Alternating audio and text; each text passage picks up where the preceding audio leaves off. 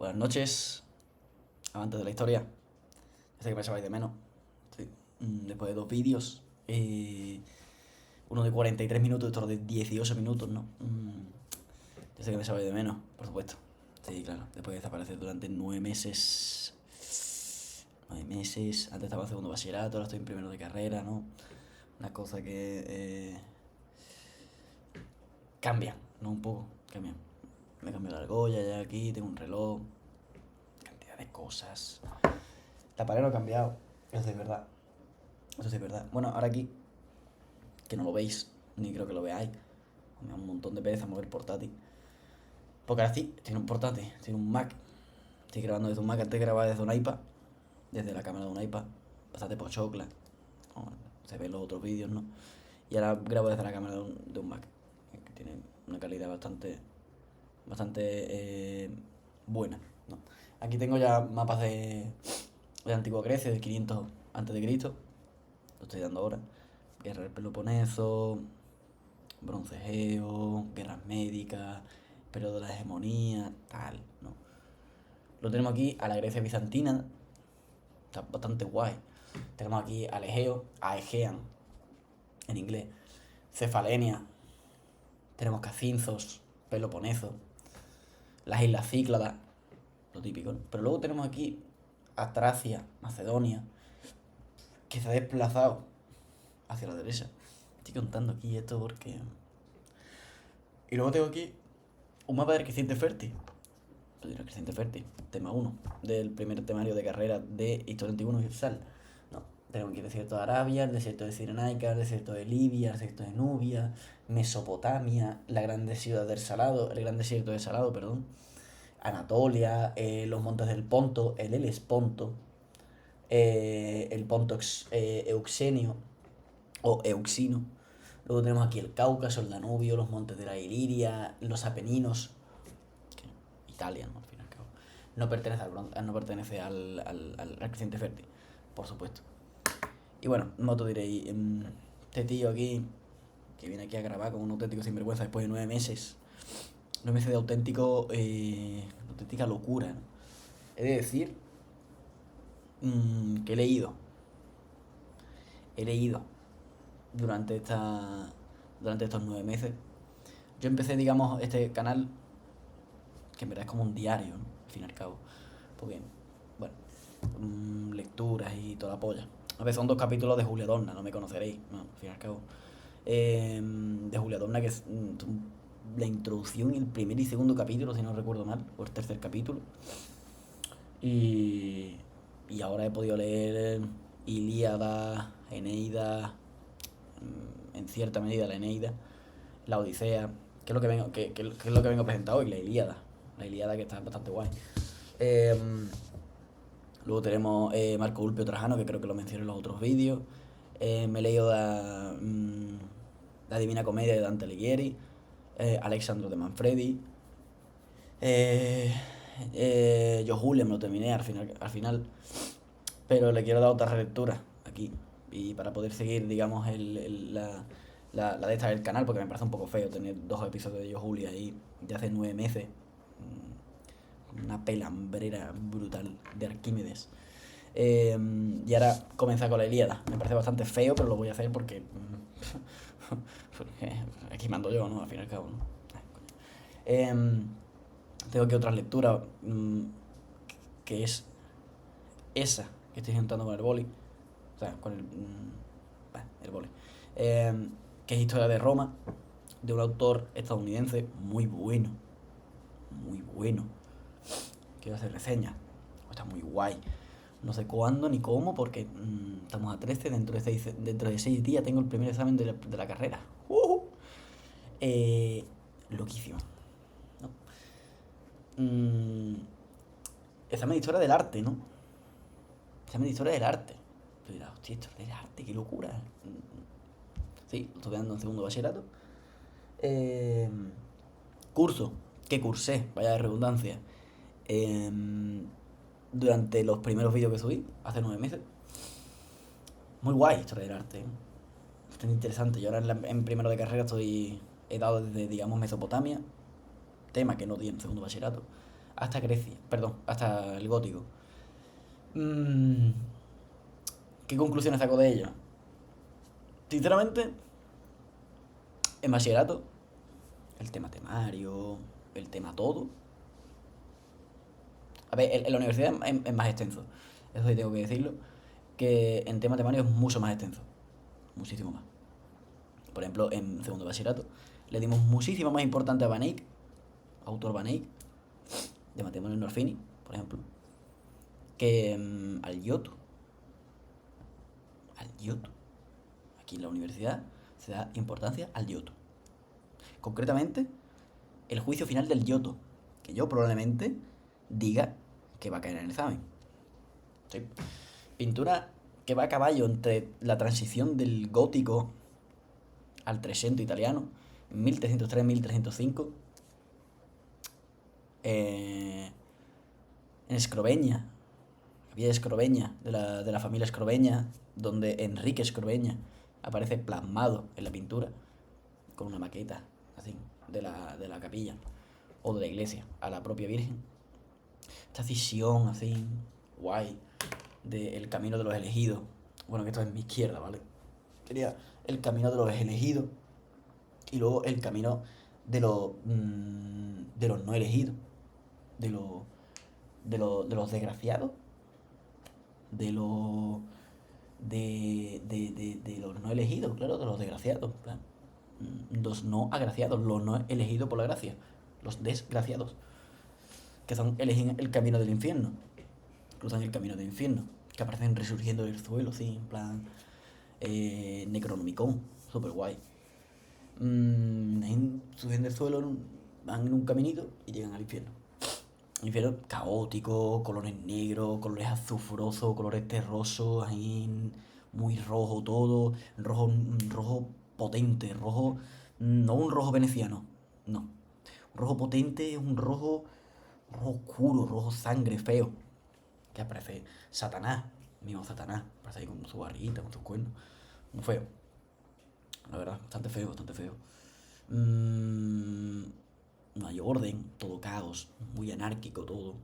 La conjunción de los grupos muy anárquica, ¿no? Que genera una tensión en el cuadro, que no es un cuadro, que es un fresco, al fin y al cabo, ¿no? Porque es pintura sobre ábside, ¿no? Digamos, bueno, pintura sobre muro que llega hasta el ábside. Claro, entonces, ¿qué es lo que tenemos? Tenemos una diferencia ya bastante notoria de lo que viene siendo el gótico, la pintura gótica, que la pintura gótica, sin más, al Trecento italiano, que está muy guay, por figuras como el Giotto, que no se le da tanta importancia en segundo bachillerato y se le da mucha importancia a la universidad. Muy guay eso de darle tanta importancia a la universidad al tema del Giotto. Muy guay. Luego tenemos autores como el Bosco, que tampoco se le da mucha importancia en segundo bachillerato, y Hieronymus Bosch, queda ahí. Dicen, yo, al jardín de las delicias que está en el Prado, ¡wow! ¡Qué locura! El Prado, no sé qué. Ya, pero explícamelo, ¿no? Rollo. Explícame el Bosco. Pues claro, yo tuve la suerte de que mi profesor de historia del arte, que también fue de historia de España, fue increíble y digamos que lo explicó. Digamos que lo explicó muy bien, además. Lo explicó muy bien. Yo tuve la suerte de que pude contemplar una clase magnífica sobre Hieronymus Bosch, de principios del siglo XV. Perdón, de finales del siglo XV. Y bastante guay, bastante guay, bastante guay. Y Remus Bosch es increíble. Tenemos obras como El Cristo portando la cruz. Tenemos obras como La rueda de los pecados capitales. El carro de Leno. El jardín de la delicia, por supuesto. El tríptico del jardín de la delicia. Increíble. Increíble, increíble. Luego tenemos... a ver, no creo tampoco da la chapa, ¿no? Con el tema de la universidad, pero quiero explicar un poco más o menos, ¿sí? Luego tenemos la escultórica griega, increíble, que se dan un montonazo más de obras de las que deberíamos, de las que se ven en segundo bachillerato, como por ejemplo el Dacre de Farnesio, mismamente, el grupo del Toro Farnesio, locuras. Obras increíbles. Gálata Suicida, el Gálata Moribundo, el Ares Ludowici o Ares Ludowico. ¿Sabes? Que obras que merece bastante la pena tenerlas en cuenta, ¿eh? Merece bastante la pena, teniendo en cuenta que son helenismo puro. Helenismo puro. Apolo Sauróctono tampoco se le da mucha importancia. Siempre se le da importancia al Hermes con el niño Dionisio. Pero marcan lo mismo. Marcan lo mismo. Un dios representado en una situación genuina, una situación cotidiana. Esta curva praxiteliana de Praxíteles, que es totalmente increíble. Representado en una primera instancia en el Hermes con el niño Dionisio. Esta curva así. Luego tenemos. Se da mucha importancia. Ahora como el Doríforo de Policleto. Por esta. Por este establecimiento del canon. El canon de las 7 cabezas. Que luego sería cambiado por Fidias, si no me equivoco, por las 8 cabezas. Y se le tiene mucho en cuenta al Doríforo de Policleto. Obra que sinceramente, bueno, ha sido un punto de influencia para otras obras posteriores, como Augusto Prima Porta mismamente. Y Augusto Prima Porta pasó. Dijo, mira, Augusto Prima Porta. Y ahí se quedó. Me quedé loco. ¿Loco? Pues claro, tú dices Augusto Prima Porta. Octavio Augusto. A lo que te digo, ¿no? Octavio Augusto. Octavio Augusto es Roma, ¿no? Imperio Romano, ¿no? Lo que te cuento, ¿no? Que recuerdo en mi antiguo vídeo, creo que era el primero, mencionar la conquista de Octavio Augusto del norte de la península ibérica. ¿Qué es eso? Pax Augusta, Arapaquis, reformas. ¿Qué es Octavio Augusto? Octavio Augusto es Roma. ¿Quién es el emperador con más representaciones? Digamos, con más representaciones diferentes. ¿Quién es? Octavio Augusto. Octavio Augusto, efectivamente. Entonces, tenemos un Octavio Augusto Pontife Maximus, tenemos un Octavio Augusto Togado, un Octavio Augusto Toracata, pero aporta, un Octavio Augusto Sedente, un Octavio Augusto Divinizado, lo que es increíble. Bustos de Octavio Augusto, por supuesto, pero luego tenemos a Marco Aurelio. Por Dios, Marco Aurelio, el filósofo, Marco Aurelio. El emperador filósofo. Bajo Imperio Romano. Increíble. Bajo Imperio Romano. Increíble. Increíble. Entonces, ¿qué es lo que pasa? Estatua de Marco Aurelio. La opaca. Aquí tenemos a Prima Porta en la universidad. La universidad, pues la embajada se da bastante más importancia a Prima Porta. Tenemos aquí a Prima Porta. Y este es Marco Aurelio, ecuestre. Y se lo opaca. Se lo come. ¿Por qué? Pues claro, es la única estatua ecuestre de las cultúricas romanas. Sin embargo, no se le da tanta importancia a la jinete rampín. Hemos de tener en cuenta que el jinete rampín es trascendental, chaval. No, la verdad que no. Pero bueno, se da bastante importancia a la ecuestre de Marco Aurelio. Y opaca.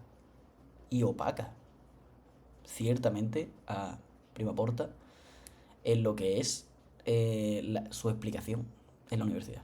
Es increíble, inaudito, pero es así totalmente.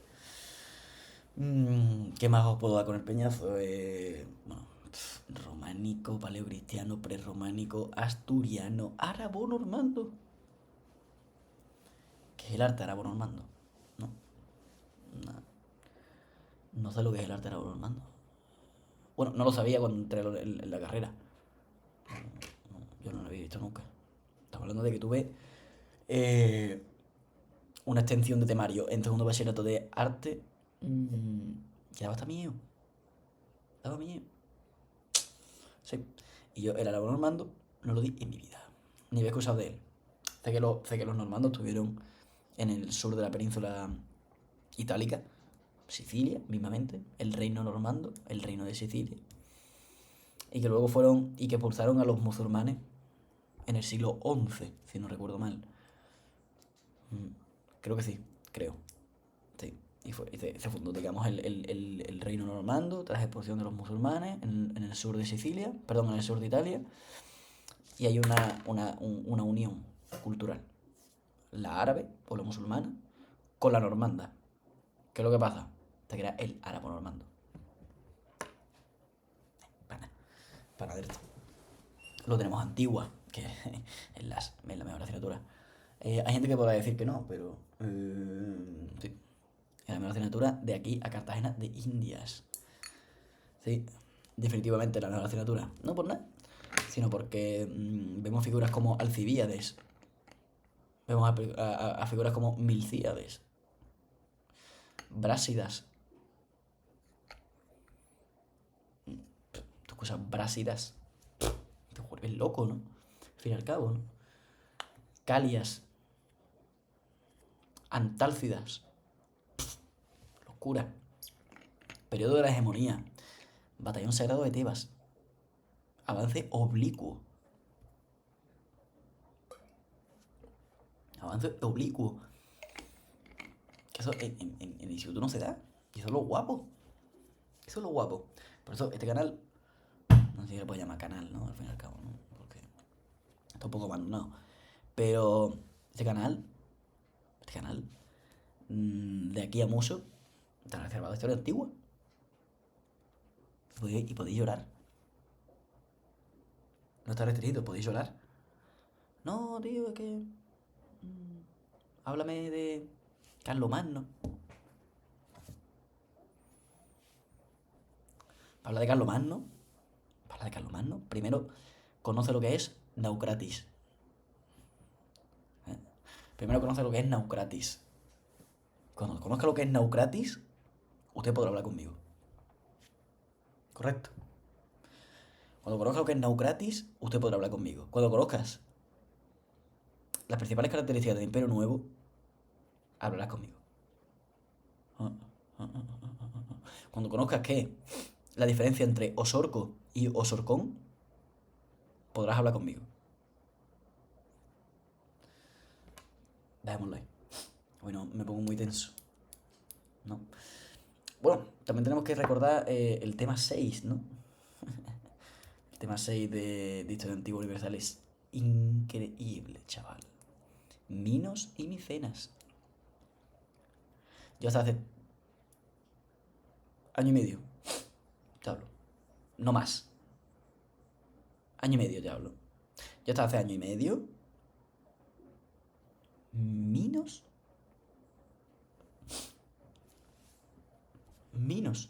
Estamos hablando minos. Rollo. Top tier civilizaciones antiguas. Vivió durante el Imperio Hitita, rollo. Imperio Hitita. Carros hititas, facilidad hitita. Para que después llegaran los pueblos del mar y dijeran: en el Mediterráneo mando yo, amigo. Y así fue. Época oscura. ¿Y qué es lo que pasa después de la época oscura? ¿Quién viene? Responde. Estáis en vuestro derecho de poder responder. De no responder, no, de responder. ¿Quién viene después de la época oscura? Y dice Quillo: hemos escrito.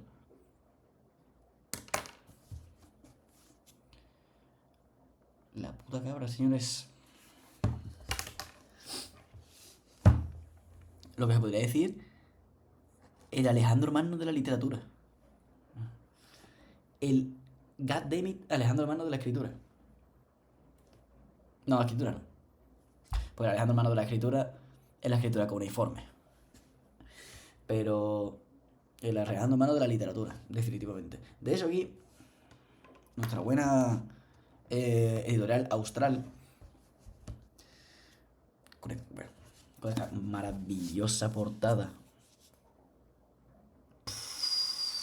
Brutal, ¿eh? Aquí tenemos a dos hoplitas portando su respectivo oplon, casco corintio, con crin,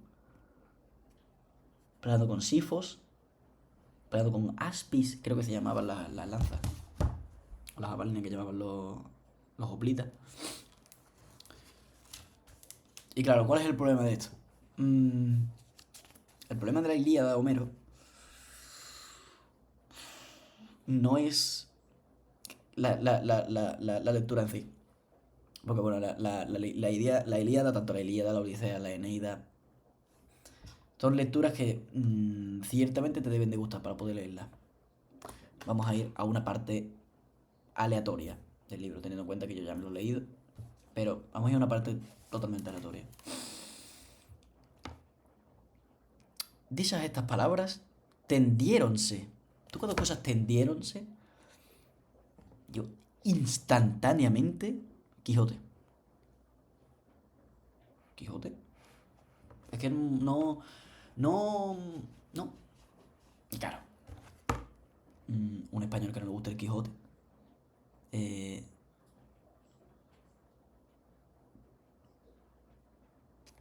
Sin palabras. Dice estas palabras, tendiéronse entre los muertos, fuera del camino. El incauto Dolón pasó con pie ligero, mas cuando estuvo a la distancia que se extienden los surcos de las mulas, estas son mejores que los bueyes para tirar de un sol irradiado en tierra noval. Odiseo y Diomedes corrieron a su alcance. Dolón huyó ruido y se detuvo, creyendo que algunos de sus amigos venían del ejército teucro a llamarle por encargo de Héctor. Y puño. Y tú, hostia puta. Habrá gente que dirá, erección. Erección incoming, totalmente. Y habrá otra gente que dirá, grandísima pedazo de hija de la grandísima puta mierda. Que aquí es nuestro coleguilla Álvaro, vuestro divulgador de historia favorito. Nos ha recomendado, ¿no? ¿Qué persona en 2026 no conoce? Porque estamos en 2026, señores. Estamos el martes 13. Cuidado. Martes 13 de enero de 2026. 11:56 de la noche. Perdón, 10:57 de la noche. Sí. Sí. Claro, ¿qué es lo que ocurre?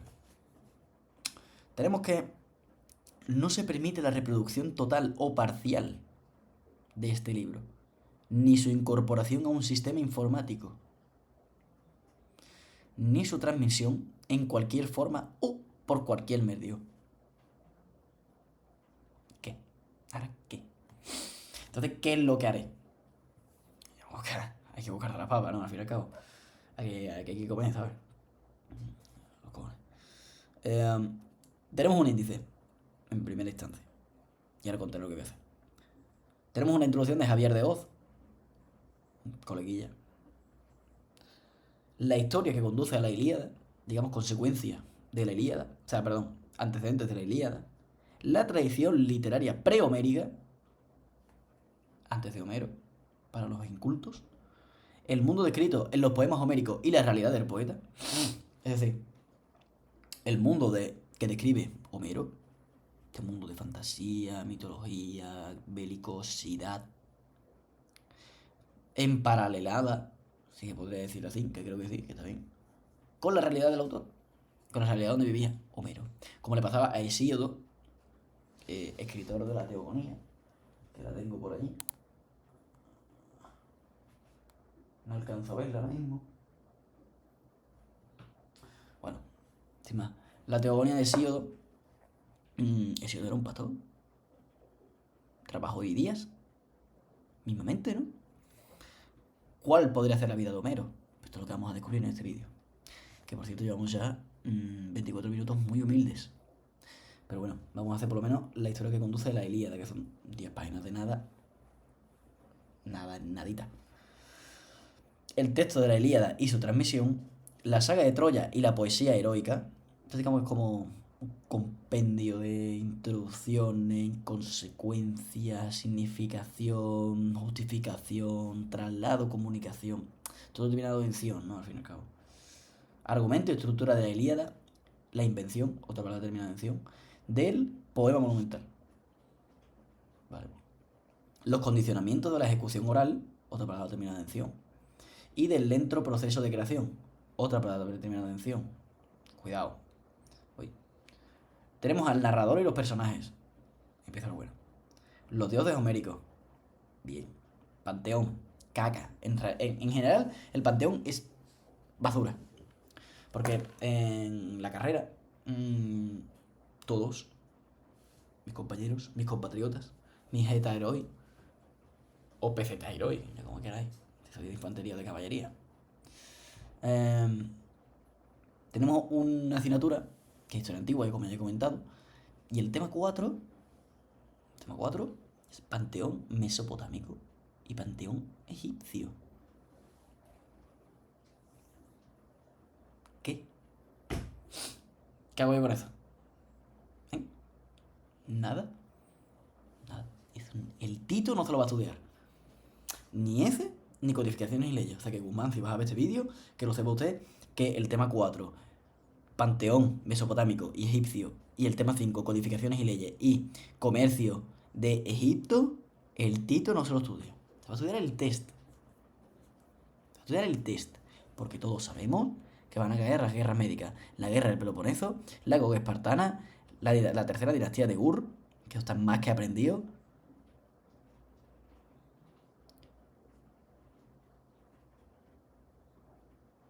Momificación. Y de texto. Yo va a entrar un texto de Heródoto, tío. ¿Sabes? Un texto de Heródoto. Historiador no es el padre. No es el padre de la historia. El padre de la historia es Tucídides. O Tucídides, como lo llaman los hijos del gran gigante de hielo, ¿no? El padre de la historia es Tucídides. Pero bueno, Heródoto contó la guerra del Peloponeso, pero Tucídides, ¿quién no se ha leído la guerra del Peloponeso contada por Tucídides? ¿Qué ingrato, incauto, desgracia, despojo humano no se ha leído esa obra que no le gana a Alexandro de Manfredi? Ah, por ahí no. Por ahí no. Ahí entramos con el tema de Alejandro Magno. Este vídeo no acaba. Este vídeo no acaba. Bueno. La Ilíada y la invención de la tragedia. Sin más. La Segalá y su traducción. Vale. La bibliografía básica. Son 59 páginas de índice. Vale. No un índice que sean 59 páginas, sino un índice que comprende 59 páginas de pura introducción.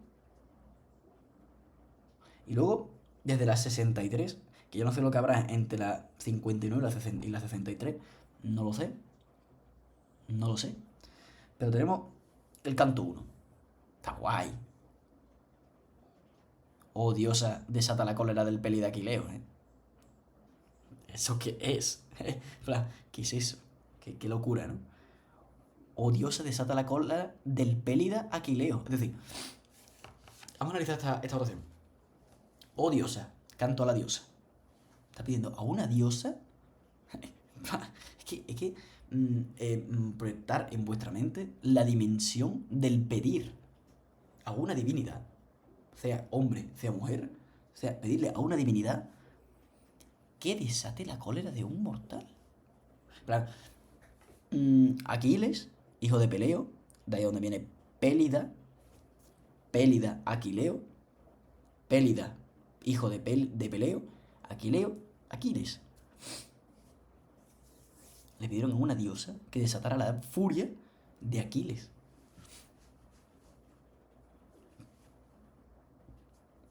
Increíble. Luego tenemos canto 2, que es el sueño, Beocia o el catálogo de las naves. Esta parte está muy guay. Luego tenemos el canto 3, que son los juramentos. Sin más. Y luego, atalayando desde la muralla, combate singular de Alejandro y Menelao. Parte muy guapa. Yo me refiero a los juramentos, en fin. Los juramentos, sin más, ¿no? Luego tenemos la violación de los juramentos y Agamenón con las revistas de las tropas. La principalidad de Diomedes, o Diomedes. El coloquio de Héctor y Andrómaca, muy guapa esta parte. El combate singular de Héctor y Allante, con el levantamiento de los cadáveres. La batalla interrumpida, la embajada a Aquileo, las súplicas, la doloría, la principalía de Agamenón, combate en la muralla, batalla junto a las naves, el engaño de Zeus, la nueva ofensiva de las naves, la Patroclea. La Patroclea está muy guapa, ¿eh? La principalía de Menelao, fabricación de las armas, muy guapa esta parte, ¿eh? El renunciamiento de la cólera, el combate de los dioses, la batalla junto al río, muerte de Héctor, los juegos en honor de Patroclo y el rescate de Héctor. Ojo, cuidado. Son 443 páginas de pura Ilíada, chaval.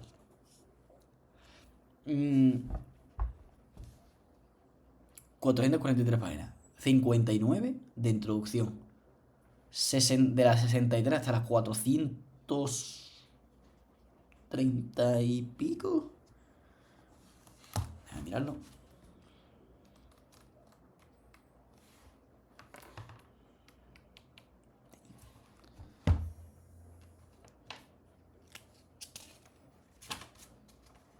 Sí. Efectivamente. Canto 24, página 463, línea 804. No. Párrafo 804. Oh, my goodness. He de tenerlo en cuenta. Guau, cómo crujo el libro, ¿no? Hemos de tenerlo en cuenta. Entonces, la introducción.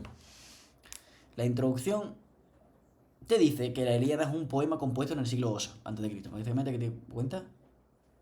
¿Qué es la Ilíada? La gran historia supuestamente acaecida en el siglo XIII. Es decir, se compone en el siglo VIII y acaece en el siglo XIII, antes de la llegada de los pueblos del mar, técnicamente. Su autor dependía de una larga tradición poética, vieja de siglos, y de las expectativas de un público contemporáneo poseedor de una cultura y unos hábitos sociales fuertemente definidos, y muy lejanos de los nuestros. Pero a la vez ha provocado una transformación de la historia literaria, introduciendo innovaciones que no han cesado de actuar y desarrollarse desde entonces. Aquí está hablando de las innovaciones introducidas y de la magnificencia intelectual del propio Odiseo. Yo mismo debería estar estudiando arte, que conste en acta. Pero estoy leyendo la Ilíada. Aprender. Los que vayan a entrar ahora en primero de carrera, de historia, por supuesto. Quien entre en una carrera que no sea historia es un incompetente. Cuando queden 6 días concretamente para el examen, os ponéis a poner la Ilíada, os podéis poner a leer la Ilíada. Sin más. Os podéis poner a leer la Ilíada y automáticamente este examen lo probáis. Si no, cogéis, os vais aquí y os decís canto. ¿Cómo era? Bueno, canto número 16. Patroclea. Me lo voy a leer antes de entrar al examen. Sin más, broquel. Sin más, broquel de Targon. Sin más. Página 308. Te lo lees y dices tú. Esto está probado ya. Totalmente. Vale, seguimos. Disfrutar la Ilíada implica intentar asumir en la medida de lo posible, esto es muy importante, las expectativas de su público, pero implica también percibir lo mucho que en ellas es directamente asequible al lector actual desde la perspectiva de nuestro tiempo, en la que muchos aspectos del poema han llegado a ser, a la espera de transformarse de nuevo a la vuelta de un futuro salto adelante de la evolución literaria, lo que en el poema original no eran sino meras posibilidades de su público, no podía todavía apreciar. En cierto sentido, nuestra lectura tiene que ser inferior a la de los contemporáneos, en cierto sentido o desde cierta perspectiva. Nuestra lectura es la que más compleja y satisfactoria que hasta la fecha ha sido posible, simplemente porque es la última producida por la historia literaria, en la que los valores de la Ilíada no han cesado de transformarse, y esta introducción persigue 3 objetivos importantes. Proporcionar al lector la información contextual que condiciona la obra, el propósito de la cual, y como toda obra mayor de la literatura, excita nuestra curiosidad, ayudarle a aproximarse a las expectativas que Homero tenía en cuenta, consciente o inconscientemente, al componer, y que constituyen un aspecto esencial de su interpretación histórica. Por último, señalarle lo que, entre lo mucho que en el poema es directamente vigente hoy en día, probablemente nació para la historia literaria precisamente con la composición de la Ilíada. Brutal. La verdad que Javier de Oz, en cuanto a lo que se refiere a la redacción eh, de introducciones, de anexo, prólogo, el tío se las pega fuerte, ¿eh? Me refiero, eh, lo hace muy bien. Y ahora entraríamos en la historia que conduce a la Ilíada, que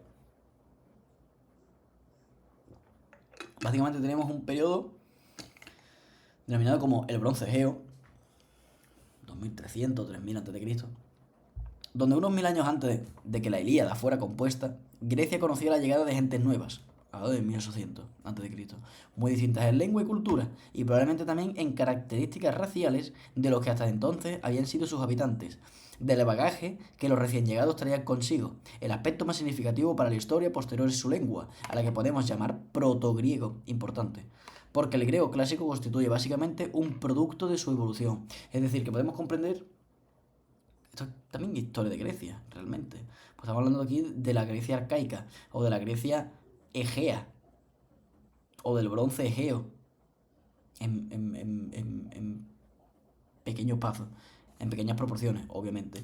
Porque si fuéramos a hablar en grandes proporciones, si quiero lo proporcionaré en el siguiente vídeo, no sé cuándo lo haré.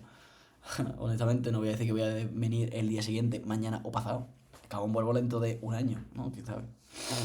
Pero debemos tener en cuenta que es hacia el 1800 a.C. Y podemos remontarnos perfectamente a lo que viene siendo el Bronce Egeo. Periodo anterior, obviamente, a la llegada de los pueblos del mar. Imperio hitita. eh, perdón. Imperio hitita. Imperio medio en Egipto. A la llegada del segundo periodo intermedio, si no me equivoco, con los Hicsos, la introducción del caballo, para posteriormente llegar al Imperio Nuevo. Tenemos un vasto comercio mediterráneo por parte de diferentes contingentes o regiones, entre ellas, por supuesto, Egipto. Luego tenemos a una Mesopotamia, si no me equivoco, Imperio Acadio, en Paleobabilónico, si no recuerdo mal. Quiero recordar, déjame mirar un momento en el blog, lo tengo por aquí. Mesopotamia en el 1800 antes de Cristo. Y cronología. No me quiero quedar con la duda, no quiero decirlo de una manera. Periodo de transición tras la caída de la tercera dinastía de Ur, entrando en la edad de bronce tardía, efectivamente marcada por la emergente o por la emergencia del imperio paleobabilónico o primer imperio babilónico, como dije. Imperio paleobabilónico. Sin más, el imperio paleobabilónico sinceramente no es un periodo de la historia de Mesopotamia que podríamos tener en estima, ¿no? Por así decirlo. En estima podríamos tener una tercera dinastía de Ur, un imperio acadio, y el imperio acadio brutal, ¿eh? Un imperio acadio, tercera dinastía de Ur, un imperio asirio con Asurbanipal, eh, templo de Nínive, la que bastante toso, ¿no? Parte de la historia, pero lo que es el imperio paleobabilónico, imperio neobabilónico, Nabucodonosor II, por Dios.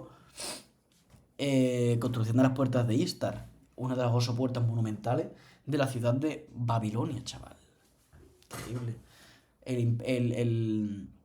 La Mesopotamia, de varias comillas, la Mesopotamia persa. La Mesopotamia persa también es uno de los grandes exponentes de una de las partes, uno de los tercios, ¿no? Estaría bastante mal dicho. Pero sí, una de las partes. Una de las divisiones de la Mesopotamia de aquel entonces. Es la del Imperio Persa, por supuesto. Nabucodonosor. No, Nabucodonosor no entra. Jerjes I, Ciro, Darío I, Darío II, Darío III, Sisigambis, madre de Darío III. Todo ese rollo. Luego llega Alejandro Magno Y barra totalmente, porque Alejandro Magno es el rey. El rey. Cuando hacia el 1600 a.C. nace la que podemos considerar primera cultura griega, la que llamamos micénica. Bien trabajado. La cultura micénica, muy guapa. Porque Micena fue el primero arqueológicamente conocido de sus centros principales y porque Micenas, aparece en la Ilíada. Efectivamente. Como una especie de capital extraoficial del mundo griego. Efectivamente, estaba en una isla. Estaba en una isla extraoficial del mundo griego. Se había producido ya, al menos en la Grecia continental, aunque no desde luego en algunas islas como Creta, una síntesis de plena de viejos y nuevos habitantes. Los descendientes de los primitivos mediterráneos hablaban griego y los descendientes de los antiguos emigrantes del norte continental, norte continental, hablamos de todo el norte de lo que viene siendo norte de Grecia, más o menos, o de la Hélade. Bueno, de la Hélade no, porque entonces estaríamos metidos también Asia Menor, con la ciudad de Jonia. No, vamos a hablar de Grecia, Grecia continental. Aquí está perfectamente dicho. Aunque no, desde luego, en algunas islas como Creta, tal, los descendientes de los antiguos inmigrantes del norte continental habían desarrollado una vocación de navegantes y veneraban a dioses que llevaban siglos ligados a la geografía griega, y unos y otros eran los mismos porque se había producido un mestizaje total. Clarísimo. Mestizaje total. Sinecismo, un concepto clave en la creación de civilizaciones griegas como la espartana o la ateniense. Ateniense, cinecismo de 4 aldeas y Esparta, cinecismo de 5 aldeas. Principio 4 y 5. Uno de los principios por los que se explica la diarquía espartana. Luego tenemos que el mundo micénico es un mundo contradictorio, al menos así nos lo parece cuando lo consideramos a la vez desde la imagen que nos proporciona la arqueología. Muy interesante. Muy interesante. A la vez de la imagen que nos proporciona la arqueología y a la que parece deducirse de las tradiciones griegas posteriores. Muy interesante. Sí, señor. Desde el principio es un mundo fuertemente jerarquizado y cuyo estamento superior resalta llamativamente, rico en una tierra pobre, sin que por ahora se pueda precisar de dónde procede su riqueza.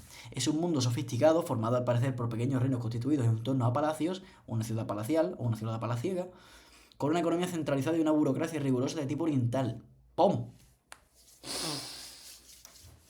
Cuando dice de tipo oriental estamos hablando de que, esto es una mera teoría, una hipótesis, podríamos hablar de que los micénicos, uy, vaya pero, ¿no? Este es mío.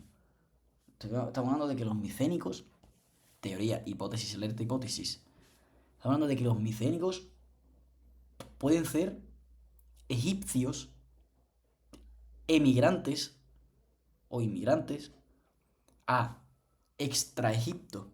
O sea, desde el Bajo Egipto emigran hacia el norte. Desde el Bajo Egipto emigran hacia el norte y se meten en las islas Cícladas. Pillan Micenas. Bueno, pillan Micenas, lo que todavía no era entonces Micenas.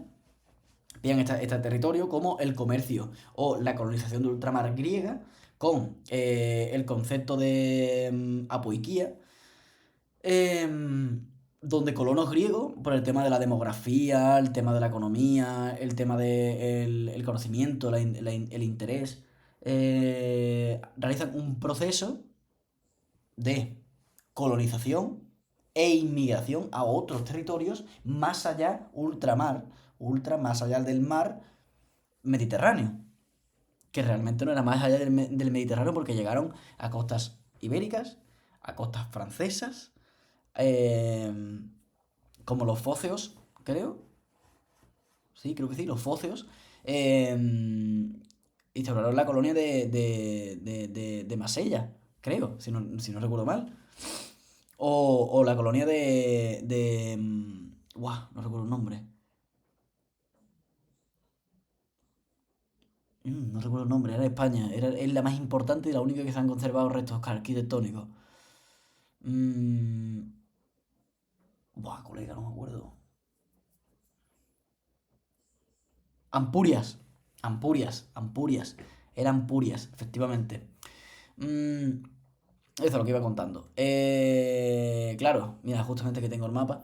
El mar de Creta. Tenemos aquí Creta. Y lo que yo digo es que estos inmigrantes egipcios durante la decadente, mm, digámoslo, tiempo o periodo, perfectamente periodo es la palabra clave, este decadente periodo del Imperio Egipto, o del Imperio Egipcio, o del Imperio Fenicio, perdón, del Imperio Faraónico, los llevó a la ultramar, llegaron hasta la isla de Creta, donde se encuentra el Palacio de Nosos, o la capital de Nosos mismamente, que sería, digamos que a través de esta hipótesis, digamos que esto es el resultado de la inmigración, no se encontraba ya allí, evidentemente. Bueno, seguimos, que esto es una hipótesis un poco loca, pero bueno. La película, mira, su comercio a larga distancia es evidente, y no solo se desarrolla en el Mediterráneo Oriental, costas de Palestina, costas de Gaza, costas de Tiro, Asia Menor, Oriente, toda esa zona, ¿vale? Lo tengo bastante. Em, Como Caria, Rodas, Samos, Quíos, Éfeso, Adrimitium, zona.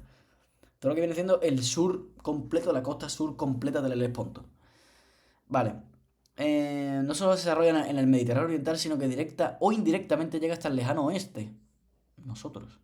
En la península ibérica se han descubierto hace poco los primeros fragmentos de cerámica micénica, pero la guerra y sus aditamentos materiales y sociales parecen haber desempeñado un papel básico en el modo de vida micénico. Muy interesante, en la península ibérica se han encontrado restos micénicos. Concepto de apoiquía ya empleado por los micénicos, perdón. Ya en las sociedades micenas, el comercio de ultramar era un elemento. Ya existía. Ya existía el término apoiquía antes de que los griegos lo tomaran por él. Perfectamente. Increíble. Muy interesante. De eso, a pesar de un siglo de descubrimientos constantes y a menudo sensacionales, seguimos sin entender su auténtica estructura y aspectos esenciales de su funcionamiento. Esto es increíble. Una sociedad que se ha expandido por el Mediterráneo del oeste, está llegando a nuestra península ibérica, Españita, fructífera. Y en otro libro que he leído, bueno, que lo tengo ahí detrás, Historia de los griegos, eh, cuyo autor, ahora mismo no recuerdo, es el mismo que escribe Historia de Roma, no es Tito Livio, obviamente. Pero es increíble porque sí se conocen a la sociedad en sí, a los ciudadanos, el físico de los ciudadanos, unos hombres morenos, bronceados, casi negros, y unas mujeres pálidas,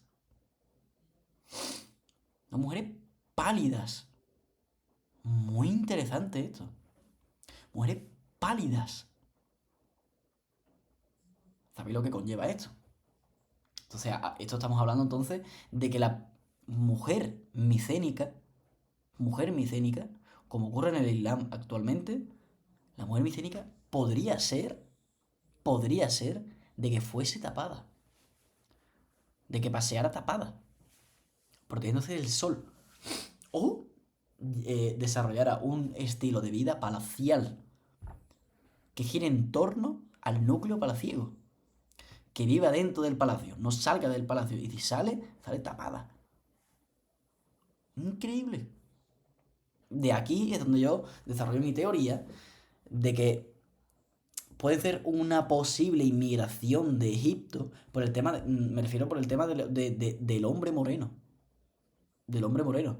El hombre altamente moreno que se pudo haber relacionado con mujeres que llegarían allí posteriormente o en paralelo, no lo sé. Se relacionaran, se relacionaran y esto llevara a un digamos, un aditamento a que la mujer se relacionara con el palacio. La mujer debía de realizar las funciones del palacio. No me malentendáis. No digo que la mujer debería de realizar las funciones que hace un palacio. No. La mujer debería realizar las funciones en el palacio. Bueno, lo que podéis imaginar. Digamos que cuidar niños, limpiar, contemplar el más allá, ¿no? Simplemente el hecho de no salir a la calle si salen tapadas. Por esto hemos comprendido que la mujer sea extremadamente pálida, pálida a nivel libro, pálida blanca, blanco nuclear totalmente, y que el hombre sea moreno nos puede llevar a que sea una sociedad ciertamente dividida, no cohesionada, donde la mujer cumple una función en el palacio y el hombre cumple una función en el entorno agrícola, en el entorno naval, en el entorno pescador, en el entorno ganadero, en el entorno de caza, entre otras muchas más. Ahí lo dejo. A pesar de un siglo de descubrimiento, tal. Perdón. Perdón. Una de las cuestiones que peor comprendemos es el proceso que terminó con ese mundo. Aquí estamos. Hacia el 1200 a.C., tras su fase de expansión máxima, y con solo algunos durosos inicios previos, importante tener esto en cuenta, de dificultades y de temores, buena parte de las ciudadelas micénicas son destruidas. Y se abre un periodo largo de recesión que parece ir acompañado de la desaparición del sistema palacial que hasta entonces había proporcionado el esqueleto de la civilización micénica. De un día para otro, en el 1200 a.C., 600 años de desarrollo de civilización, en el 1200 a.C. llegan, pom, pom, pom, pom, pom, pom, pom, y de forma escalonada en el Peloponeso empiezan a destruirse ciudades micénicas. Hasta que llegan, pop, a Nosos. ¿Y tú, qué? ¿Qué ha pasado? Y el sistema palaciego, el sistema palacial, se hunde. Increíble. Durante cierto tiempo se conservan las técnicas y estilo de vida, excepto en la medida en que dependía directamente de los palacios. Desaparecen, por ejemplo, los escribas y su burocracia, y con ellos la escritura, pero se advierte una reorganización del poblamiento sin que en él parezca observarse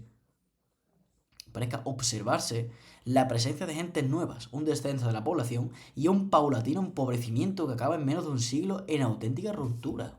¡Wow! Sin que sepamos por qué ni cómo, hacia el 1005 a.C. una nueva sociedad ha sustituido a la micénica, y la diferencia entre ambas no puede ser más llamativa. Probablemente sea Minos. No recuerdo muy bien, pero probablemente sea Minos.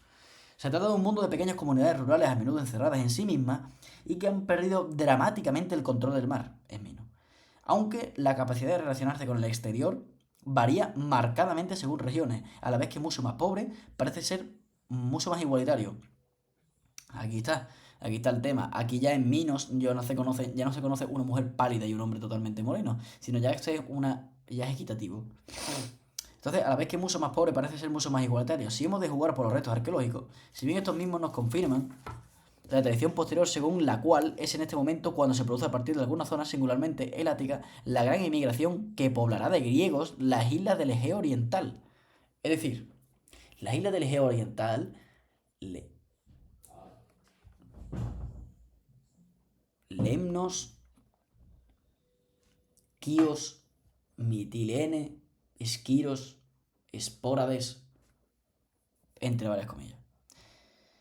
Y creo que lo voy dejando por aquí, en la tradición literaria prehomérica. Así que, señores, espero que hayáis disfrutado del vídeo, o lo veáis, para comer, para lo que sea. Pero bueno, yo ya vengo aquí realmente para pasar un rato. Echando un rato de 53 minutos con 51 segundos. Y nada, simplemente eso. Volveré, por supuesto. Así que buenas noches, 11:30 de la noche. Y espero que haya gustado. Un besito, señores.